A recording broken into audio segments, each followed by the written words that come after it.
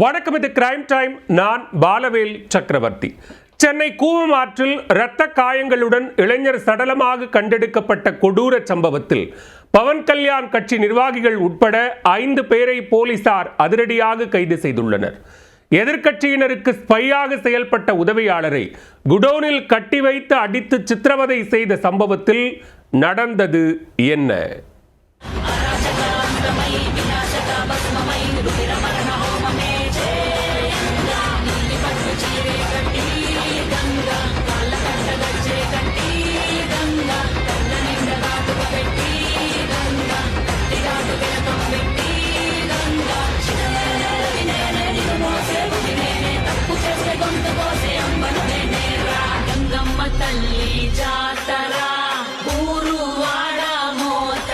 எதிர்க்கட்சியினருக்கு ஸ்பையாக செயல்பட்ட உதவியாளர், குடோனில் அடைத்து வைத்து அடித்து சித்திரவதை செய்த பவன் கல்யாண் கட்சி பெண் நிர்வாகி, கணவருடன் சேர்ந்து இளைஞரின் சடலத்தை ஆந்திராவில் இருந்து காரில் எடுத்து வந்து சென்னை கூவம் ஆற்றங்கரையோரம் வீசிச் சென்ற கொடூரம். ஆந்திர அரசியல்வாதிகளை அலறவிட்ட கொடூர சம்பவம். நடந்தது என்ன?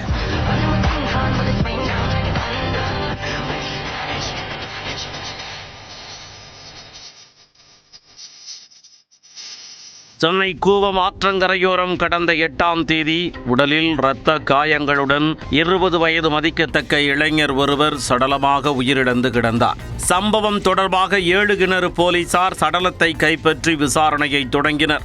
அதில் இறந்து கிடந்த நபர் திருப்பதியைச் சேர்ந்த 22 வயதான ஸ்ரீனிவாசுலு என்பதும், இறப்பதற்கு முன் பல நாட்களாக அடித்து சித்திரவதை செய்யப்பட்டதற்கான அடையாளங்களும் உடலில் கண்டுபிடிக்கப்பட்டது. ஆந்திராவில் கொன்று உடலை கூவம் ஆற்றங்கரையோரம் வீசி சென்றிருப்பார்களா என்ற சந்தேகத்தில் விசாரணையை தீவிரப்படுத்த பகீர் சிசிடிவி காட்சி ஒன்று சிக்கியது. அதில் ஆந்திர பதிவன் கொண்ட காரில் வந்த ஒரு கும்பல் ஸ்ரீனிவாசுலு உடலை கூவம் ஆற்றங்கரையில் தூக்கி வீசிச் சென்றது பதிவாகியிருந்தது.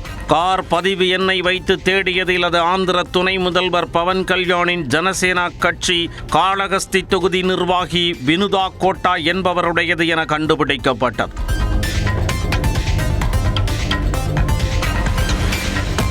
அவரிடம் மேற்கொண்ட விசாரணையில் சடலமாக மீட்கப்பட்ட ஸ்ரீனிவாசுலு மரணத்தில் வினுதா கோட்டாவிற்கும் அவரது கணவரான ஜனசேனா கட்சியின் ஐடி விங் நிர்வாகி சிவக்குமாருக்கும் தொடர்பு இருப்பது கண்டுபிடிக்கப்பட்டது. தொடர் விசாரணையில் ஆந்திர அரசியலே அதிர்ந்து போகும் பல திடுக்கிடும் சம்பவங்கள் அடுத்தடுத்து அம்பலமானது.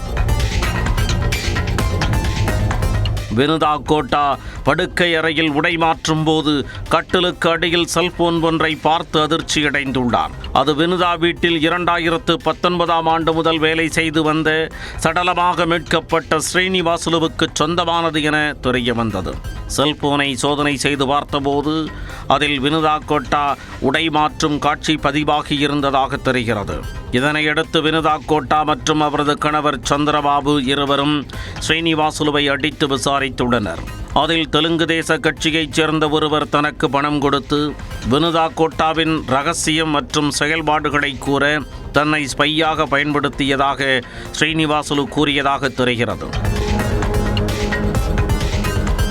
தன்னிடம் வேலை பார்த்து கொண்டே தனக்கு துரோகம் செய்ததாக ஆத்திரமடைந்த வினுதா ஸ்ரீனிவாசுலுவை குடோனில் அடைத்து அடித்து சித்திரவதை செய்து வந்துள்ளார்.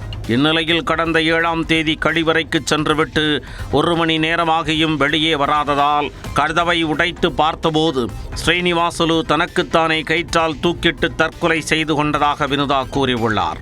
அதில் பயந்து போன வினுதாவும் அவரது கணவரும் சந்திரபாபுவின் உதவியாளர் மற்றும் கார் ஓட்டுநர் உதவியுடன் ஸ்ரீனிவாசுலு உடலை காரில் ஏற்றி கூவம் ஆற்றங்கரையோரமாக வீசிவிட்டு தப்பிச் சென்றுள்ளனர். இதனையடுத்து ஜனசேனா கட்சியின் காளகஸ்தி தொகுதி நிர்வாகி வினுதா கோட்டா, அவரது கணவர் சந்திரபாபு, உதவியாளர் கோபி மற்றும் கார் ஓட்டுநர் ஷேக் தாசன் உள்ளிட்ட 5 பேரை போலீசார் அதிரடியாக கைது செய்தனர்.